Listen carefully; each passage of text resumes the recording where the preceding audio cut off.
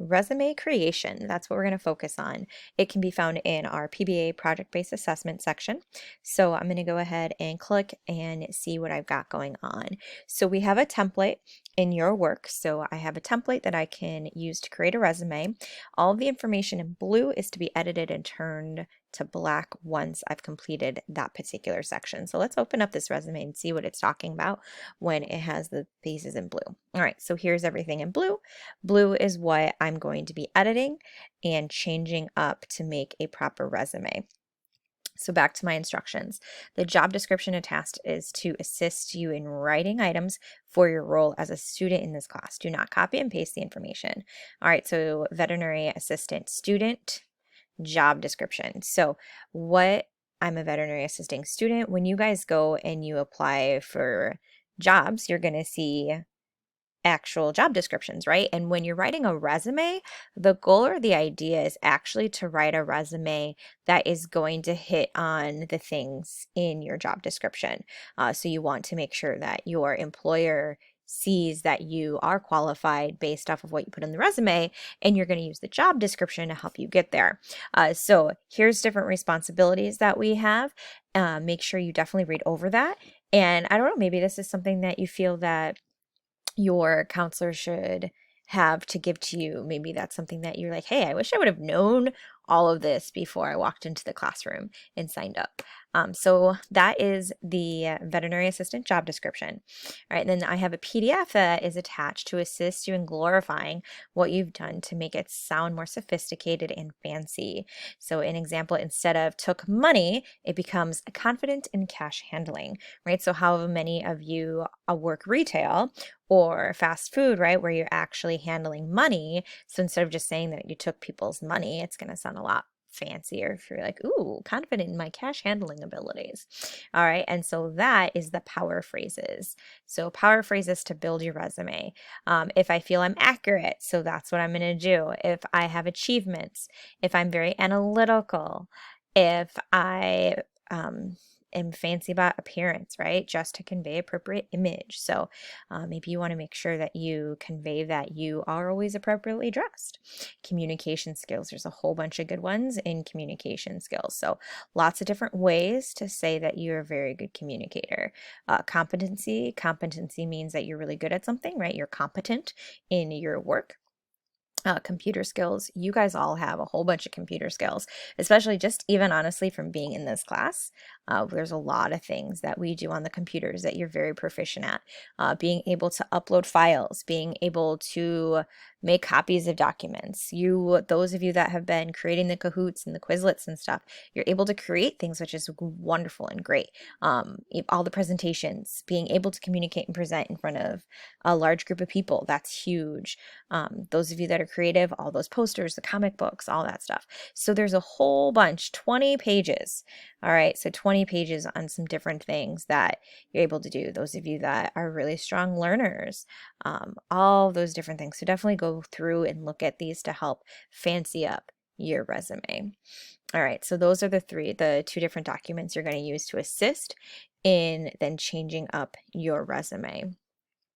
There are links to LinkedIn, Career Builder, and Indeed. So once you've created your resume, then you can go ahead and upload it into any of those sections if you want to. You definitely don't have to.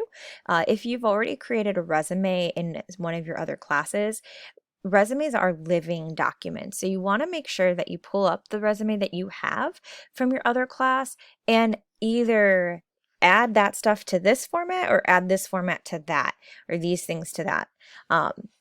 So in a resume, again, is a living document, so it should always be changing, right? So it's always going to have something new to it. All right, so I'm going to kind of fill this in a little bit for us, just the blues. Double check your dates on the black ones, though, because it's been a while since Miss Leslie edited it, so making sure, hopefully, it's all good and correct. All right, so, oh, and then this might not be. So homeschool here, San Francisco, this was the year that you attended. We're not in San Francisco. So I'm going to start first with my name. So I will put my name right here.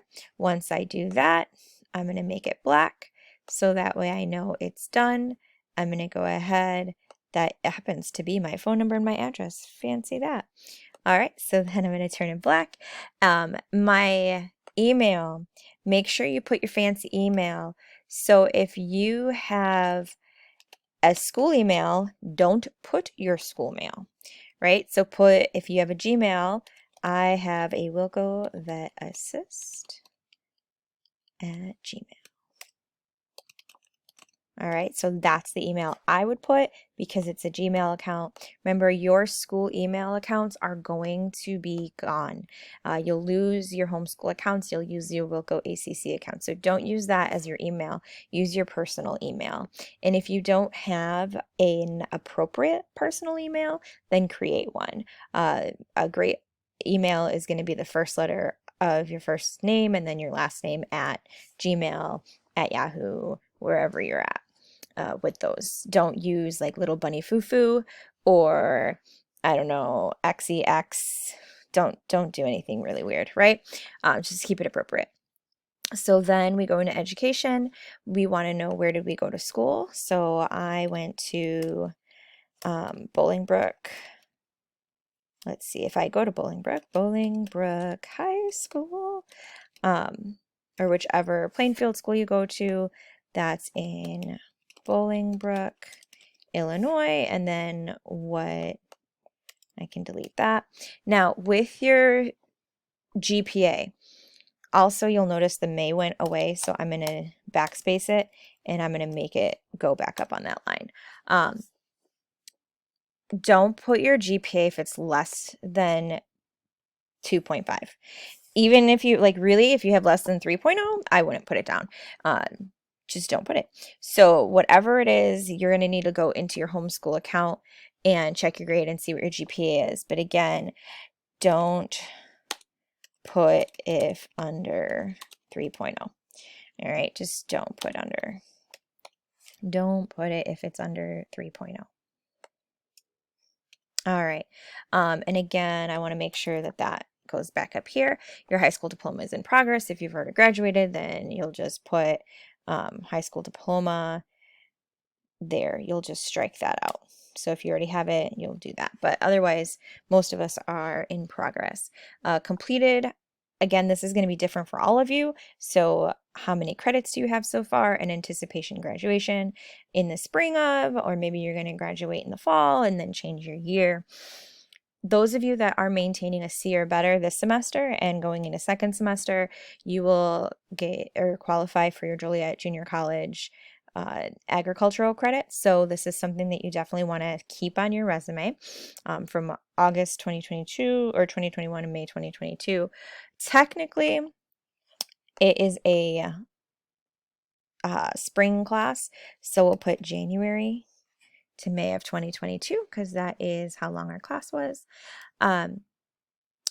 Those of you that, even if you're not planning on going to JJC, it's still good to keep this here if you do have those credits. If you are not earning a C or better right now, you definitely want to think about that and see how we can increase our grade so that we can qualify for the dual credit for next semester.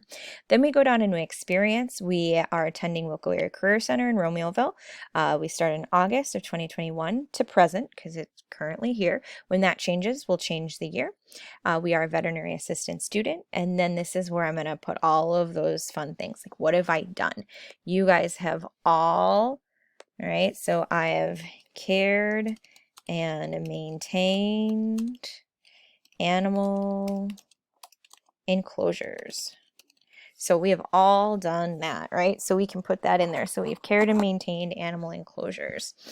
And again, I'm going to make sure I go back up and change the things to black, that I'm done editing. Those of you that have other jobs, go ahead and add those jobs. If you babysit, you can put babysitter and then put the town that you babysit in, and then when did you babysit. You're just looking for months and years here. You don't need to be like extra specific as far as like April 2nd. That doesn't matter as much. And then again, put what you did. Use the power phrases to help you out. So that's all your work experience. And if you don't have any, then you at least have the Wilco, because this definitely counts as work experience. You guys are doing quite a bit in this class. So give yourself the pat on the back for that. And then activities and leadership. So any of the clubs, organizations you're in, FFA, even those of you that just paid, right? Because remember, you can just pay and have an FFA membership. You met weekly, or how often did you meet? What did we do? And if you're in anything else, if you're in sports, if you're in any school leadership, anything like that, just add that in here, and with the dates if possible, and a little brief description about what you did. Skills, we all have awesome communications or computer skills. We also actually have some pretty great communication skills as well, because you were working with your groups.